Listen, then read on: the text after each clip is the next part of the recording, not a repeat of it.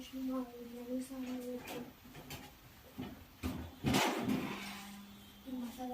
వచ్చింది బుక్ ఎందుకు వచ్చింది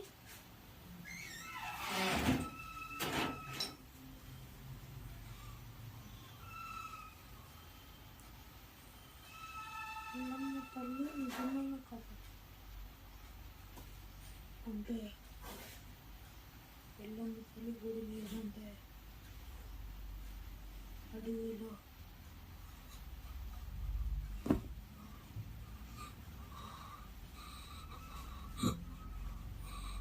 అవునా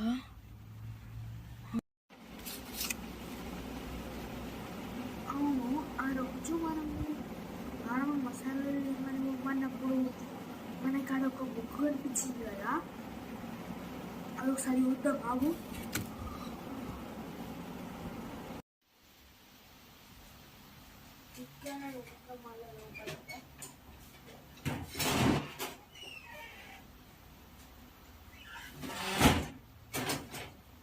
ఆ రోజు తీసిన బుక్ ఇదే కదా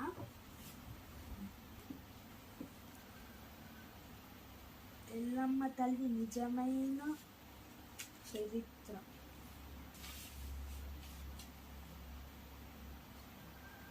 అంటే అది 1971 అప్పట్లో జరిగిన విచిత్రమైన కథ. ఆ ఊర్లో ఎల్లమ్మ తల్లి గుడి లేదు, ఏమీ లేదు. అక్కడే పెరుగుతున్న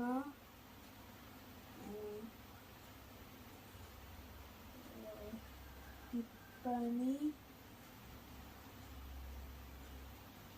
శంకరయ్య ఒకరోజు పొలంలో పని చేసుకుంటుంటే అక్కడ ఒక విచిత్రమైన శిల్పం లాంటిది కనిపించింది.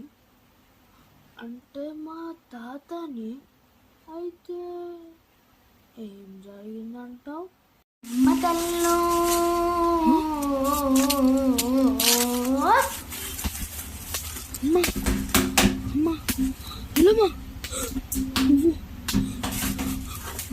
ఇక్కడ ఎలా అమ్మా ఆ నాయన నువ్వేనా అమ్మ మాట్లాడేది? అవును నాయన. ఇది నిజమా అబద్ధమా? నిజమే నాయన. ఎలా అమ్మా? నువ్వు నన్ను ఎప్పుడైతే నీ కులదైవంగా పెట్టుకున్నావో నీకు అప్పటి నుంచి వెళ్ళి ఏదో ఒక మంచి పని చెయ్యాలని నాకు అనిపించింది నాయన. అమ్మా నువ్వు ఇక్కడ ఉన్నావని చెప్తే ఊళ్ళో వాళ్ళందరినీ నేను అప్పుడెత్తానమ్మా. నువ్వు చెప్పావు కదా నాయన, నాకు తెలుసు. అవునా? అసలు మీరు ఎలా మాట్లాడుతున్నారు? నన్ను ఎంతో ఆదరిస్తున్న నా భక్తులకి ఒక మంచి సందర్శనం ఇద్దామని వచ్చిన నాయన. అంటే మీరు ఇక్కడనే ఉంటారా? అవును నాయన, నేను ఇక్కడ ఉన్నా అని ఎవ్వరికీ చెప్పవు. అవసరమైనప్పుడు వాళ్ళకే తెలుస్తుంది. అమ్మా సరే అమ్మా, నిన్ను చాలా బాగా చూసుకుంటా. నువ్వు ఇక్కడే ఉండు, కానీ ఎవరికి కనిపించకుండా ఉన్నామా? సరే నాయన. అసలు నువ్వు నిజమైన రూపానికి రావాలంటే ఏం చేయాలమ్మా? ప్రతి 2 ఏళ్ళ తర్వాత వచ్చే మేడారం జాతర తర్వాత శివరాత్రి వస్తుంది కదా, అదే రోజు నన్ను పట్టుకోవడానికి వచ్చిన ఎవరైనా, నన్ను పులిపేయడానికి వచ్చినా కూడా నీ వంశం వాళ్ళని కాపాడి రక్తంతో నాకు అభిషేకం చేస్తే నా నిజమైన రూపం వచ్చి నేను ఈ ఊర్లో వెలుస్తాను. నాకింత అదృష్టం వచ్చింది, మిమ్మల్ని నేను ఎలా ఒప్పుకోనమ్మా. నేను కృతజ్ఞుడినై ఉంటామ్మా, కృతజ్ఞుడినై ఉంటా.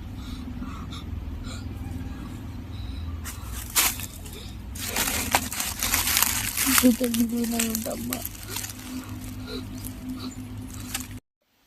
మన్వాడా, నీకు 10 ఏళ్ళ తర్వాత ఈ పుస్తకం కనిపిస్తే నువ్వు ఆ నల్లమల్ల అడవుల్లోకి వచ్చి నన్ను కాపాడు, నేనింకా బ్రతికే ఉన్నాను.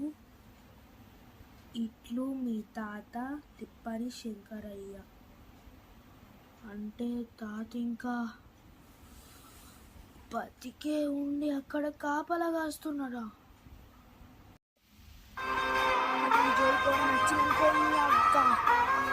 చిత్తు చిత్తు చింతకాయ దొక్క పడి తగ్గి